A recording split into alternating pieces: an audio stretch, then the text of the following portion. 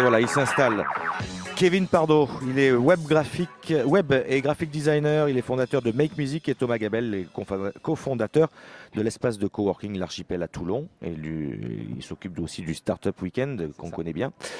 Et on va parler de Lean Startup et c'est plutôt Loïc Lemay qui va parler de ça. Et je suis content. Parce que le provençal, je ne maîtrise pas bien. C'est ça, on se connaît bien, on est dans le numérique, ils sont membres du réseau d'ailleurs, 43. Est-ce que pour les gens qui nous regardent et nous écoutent, est-ce qu'on peut expliquer en pitch, allez 20 secondes, ce que c'est le Lean Startup ou un peu plus, voilà, nous expliquer un peu ce que c'est le Lean Startup en fait. Alors le Lean Startup, on parle souvent d'une méthode, mais c'est plus un état d'esprit qui est très inspiré en fait de ce qui se passe autour des startups. Et c'est quelque chose d'assez contre-intuitif par rapport à l'entrepreneuriat classique. C'est plutôt que d'avoir une idée et d'attendre et de développer un produit ou un service pendant plusieurs mois et le lancer sur le marché. C'est de co-construire en fait cette idée en allant directement sonder ses clients, ses futurs clients. Et d'un début de construction de projet, on peut arriver à une idée complètement différente à la fin et un produit en fait qui a été validé tout au long en fait du lancement de l'activité. Voilà. Ça parle de validation. Kevin Pardo. L'idée c'est de valider à chaque fois, au lieu de prendre 6 mois à concevoir un produit en rédigeant un cahier des charges avec des process assez lourds, etc. L'idée c'est de raisonner comme une start-up, c'est-à-dire avec beaucoup de contraintes de temps, de budget, de ressources, et de se dire il faut qu'on soit très léger, très agile. Donc on va tester plein de petites idées, on va prendre du retour de nos utilisateurs et ensuite on va choisir la bonne option et on va itérer. Et donc on fait plein de petits pas au lieu de faire des grands pas de géant en fait. Voilà. Vous avez un exemple pour que ça parle justement, qui soit peut-être un peu plus connu que les autres pour nous donner y a un exemple que tout le monde connaît, je pense, c'est Uber. Ouais. Uber, start-up californienne qui fait du VTC. Et ils ont commencé... Uber, vous Uber. Ouais, Uber. d'accord. Uber. On dit Uber. C'est parce qu'on est toulonnais. C'est parce qu'on est toulonnais. Et donc Uber, ils ont commencé leur service avec des fichiers Excel. Des fichiers Excel et un numéro de téléphone. C'était avant d'avoir l'app et que ça devienne la start-up qu'on connaît aujourd'hui.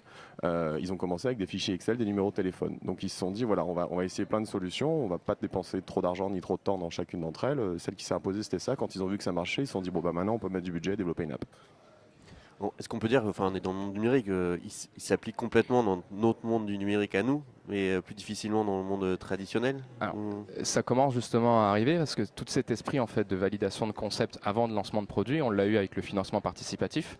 Typiquement, une campagne Ulule peut servir à amorcer un projet, à valider un concept avec une communauté sur une zone géographique et permet en fait de prévendre des fois même un service. On l'a vu avec Kickstarter, beaucoup de startups aujourd'hui utilisent Kickstarter. On a de plus en plus des lieux comme la galerie Lisa, l'Archipel.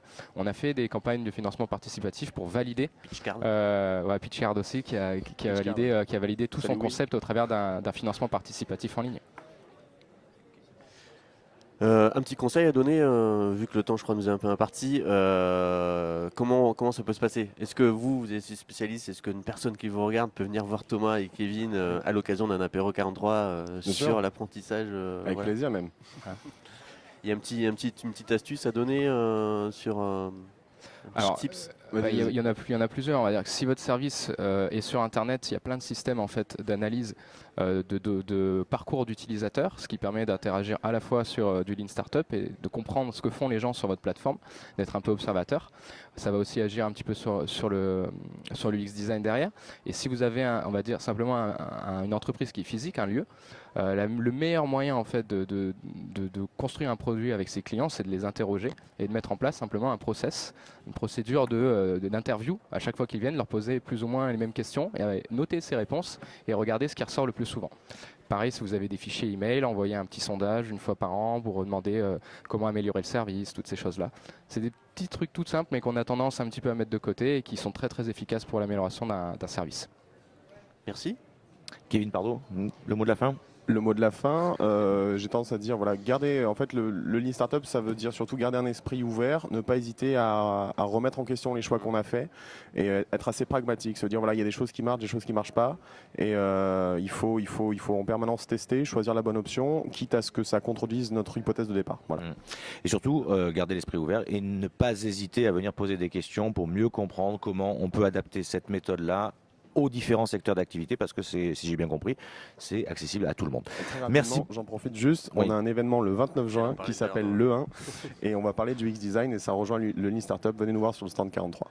Parfait. Merci beaucoup, Kevin Merci. Pardo. Merci, Thomas Gabel. On fait une petite pause musicale et puis on se retrouve dans quelques minutes. On va continuer.